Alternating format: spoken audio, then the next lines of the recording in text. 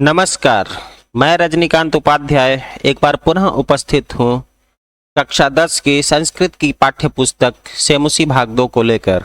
इसमें हम लोग पढ़ेंगे 5वां पाठ सुभाषितानी, इसका प्रश्न और उत्तर। तो आइए पढ़ते हैं प्रश्न और उत्तर।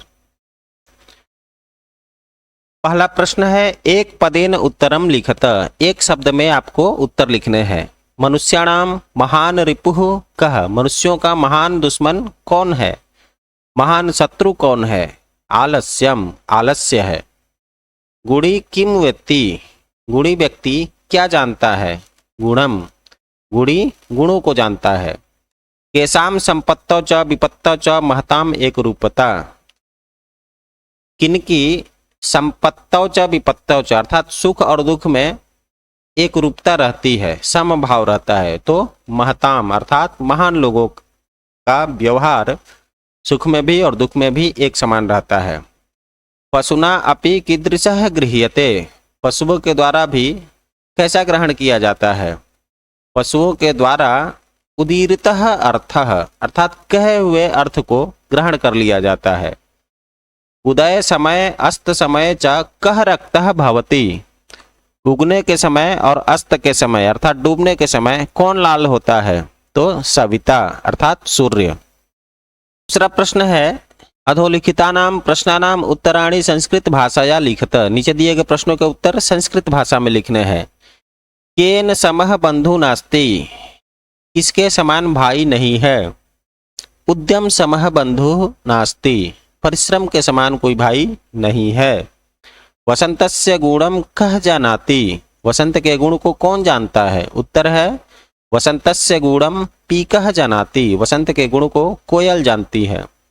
बुद्धयः कीदृश्यः भवन्ति, बुद्धिमान कैसे होते हैं? इसका उत्तर है बुद्धयः परंगित ज्ञान फला भवन्ति। अगला प्रश्न है, नराणाम प्रथमः शत्रुः कः, मनुष्यों का प्रथम शत्रु कौन है? नराणाम प्रथमः शत्रुः क्रोधः, मनुष्यों का प्रथम शत्रु क्रोध है। सुधियः सख्यम केन सह भवति, सुधियः अर्थात विद्वत जनों की मित्रता किसके साथ होती है? उत्तर है सुधियः सख्यम सुधीभिः सह भवति, विद्वानों की मित्रता विद्वानों के साथ ही होती है। अस्माभिः कीदृशः वृक्षः सेवितव्यः, हम लोगों को कैसे वृक्ष का सेवन करना चाहिए? अस्माभिः फलच्छाया समन्वितः वृक्षः सेवितव्यः, हम लोगों को फल और छाया से युक्त वृक्ष का सेवन करना चाहिए।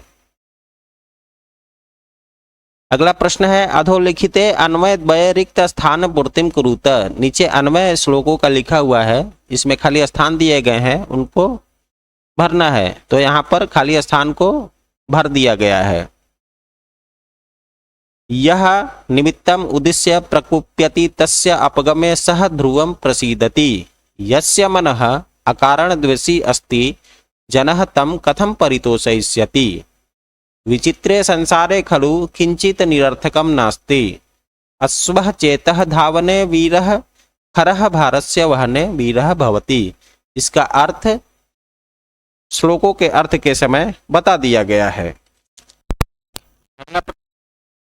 वाक्यानां कृते समनार्थकान् श्लोकांशान् पठात चित्वा लिखत।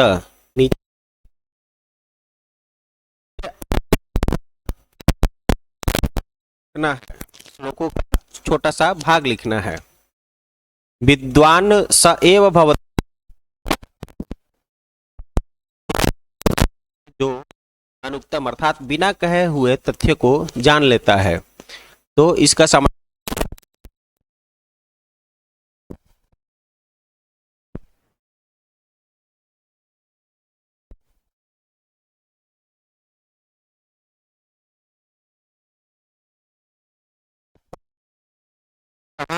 व्यसने सुसख्यम, परिश्रमम कुर्वाणः नरः कदापि दुखम न प्राप्नोति, परिश्रम करता हुआ मनुष्य कभी दुखी नहीं होता।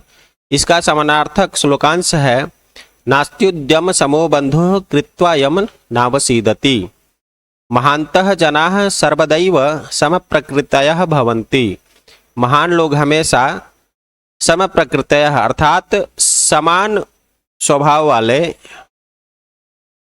सम बराबर स्वभाव वाले, हमेशा एक समान रहने वाले होते हैं। तो इसका श्लोकांश है संपत्तौ च विपत्तौ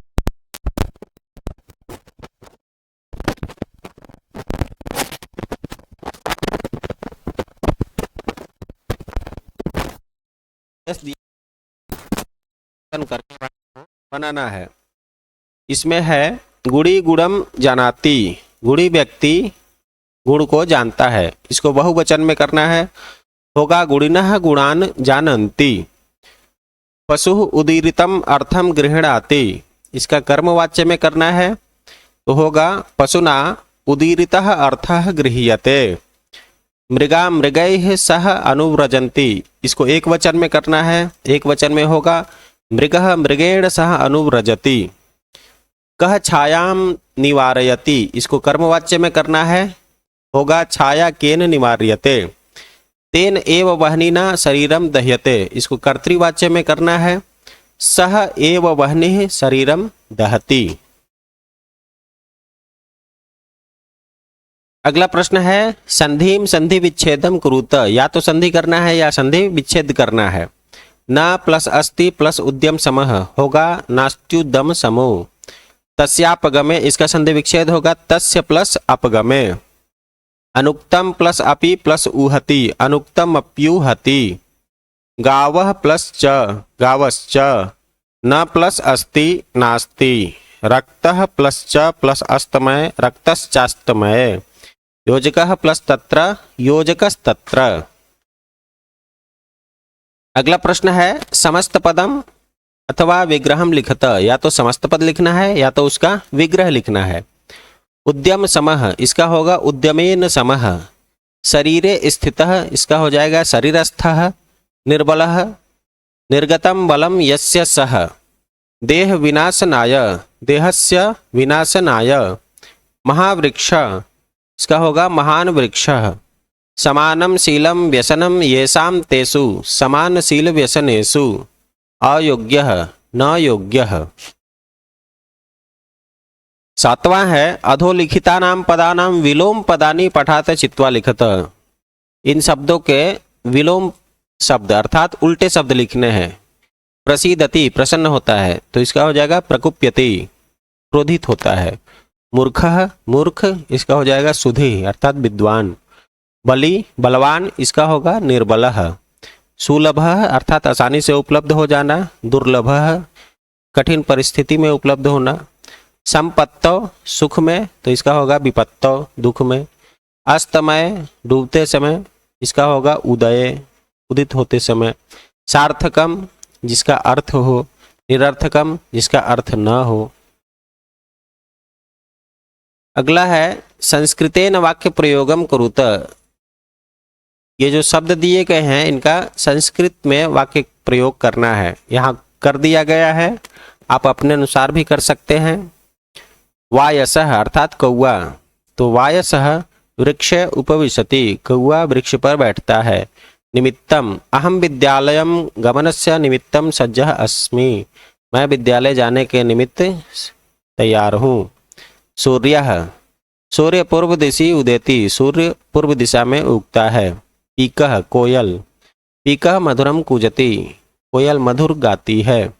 वह्नि अर्थात अग्नि, वह्नि उष्णताम ददाति, अग्नि गर्मी को प्रदान करती है। इस प्रकार से बच्चों आपका यह पाठ समाप्त हुआ। पुनः अगले पाठ में अगले वीडियो के साथ मिलेंगे। तब तक के लिए धन्यवाद।